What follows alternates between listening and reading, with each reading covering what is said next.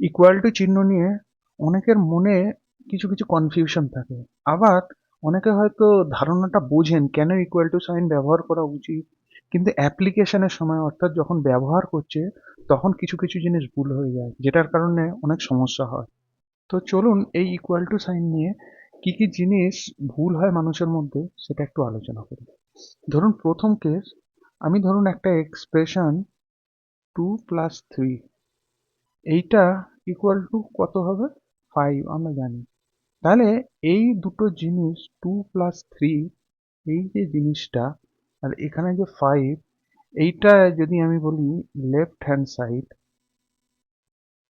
আর এটা হচ্ছে right hand side, তা এই দুটো জিনিসকে যখন আমি ইকুয়াল কখনো লিখি তখন আমাকে ইকুয়াল টু সাইন ব্যবহার করতে হয়। তো এই তো গেল একটা, যদি লেফট সাইড থাকে রাইট সাইড থাকে।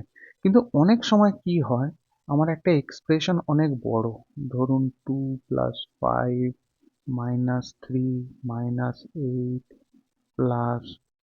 +2, এইরকম যদি একটা এক্সপ্রেশন থাকে, তাহলে সেটা সলভ করতে বেশ অনেকটা সময় লাগে বা অনেকগুলো স্টেপ করতে হয়।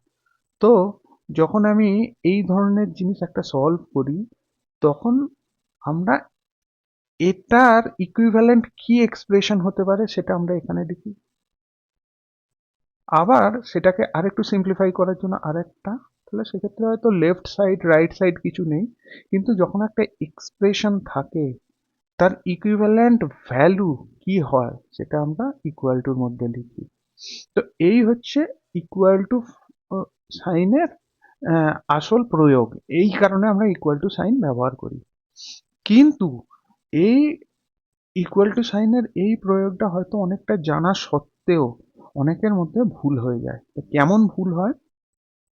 যখন ধরুন এইরকম একটা প্রবলেম আছে, ধরুন 0.1, এই ভ্যালুটাকে আমাকে পার্সেন্টেজে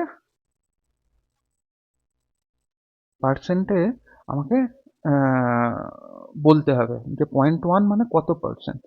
তাহলে আমাকে অঙ্কটা কেমনভাবে করতে হবে? 0.1 ইন্টু 100, তার মানে এটা হচ্ছে 10। কিন্তু এক্ষেত্রে একটা জিনিস দেখুন, 0.1, এই যে ফ্র্যাকশনটা, যখন আমি 100-এর সঙ্গে আপনি এটাকে মাল্টিপ্লাই করছেন তখন কিন্তু এই দুটো জিনিস সমান থাকছে না, অর্থাৎ এর সঙ্গে আপনি 100 মাল্টিপ্লাই করেছেন এখানে। তো তাহলে 100 যখন এটা মাল্টিপ্লাই করছেন তখন এখানে এটা ব্র্যাকেটের মধ্যে রেখে আমাকে এখানে পার্সেন্টেজ বলতে হবে। ঠিক তেমন এখানেও পার্সেন্টেজ বলতে হবে।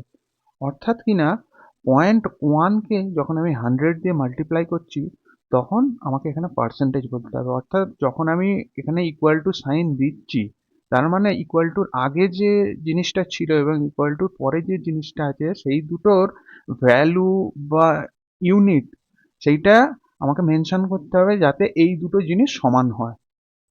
তো এক্ষেত্রে পার্সেন্টেজ আসতে হবে। ধরুন 1 সেন্টিমিটার আছে, এবার এটাকে যদি আমি লিখি 10, তাহলে আমাকে এখানে কিন্তু মিলিমিটার উম, লিখতে হবে। যদি আমরা কোনোভাবে এই মিলিমিটার এই ইউনিটটা না লিখি, 1 সেন্টিমিটার ইকুয়াল টু 10 লিখি, তাহলে অ্যাজামশন লোক অ্যাজিউম করবে যে 10 সেন্টিমিটারই। তাহলে 1 সেন্টিমিটার ইকুয়াল টু 10 সেন্টিমিটার তো নয়, তাহলে সেক্ষেত্রে প্রবলেমটা ভুল হয়ে যাবে। তো যেটা করণীয়, এখানে মিলিমিটারটা আপনাকে ব্যবহার করতে হবে। অর্থাৎ যখন আমরা ইকুয়াল টু সাইন দিচ্ছি তখন পার্সেন্টেজের ক্ষেত্রে কখন পার্সেন্ট আসবে সেই সেই সিম্বলটা আমাকে লিখতে হবে। বা ইউনিটের ক্ষেত্রে আপনি যখন চেঞ্জ করছেন এক ইউনিট থেকে আরেকটা ইউনিটে, তখন প্রপার ইউনিটের ব্যবহারটাও রাখতে হবে। তবে গিয়ে এই ইকুয়াল টু সাইনের যে ব্যবহারিক প্রয়োগটা সঠিক হবে।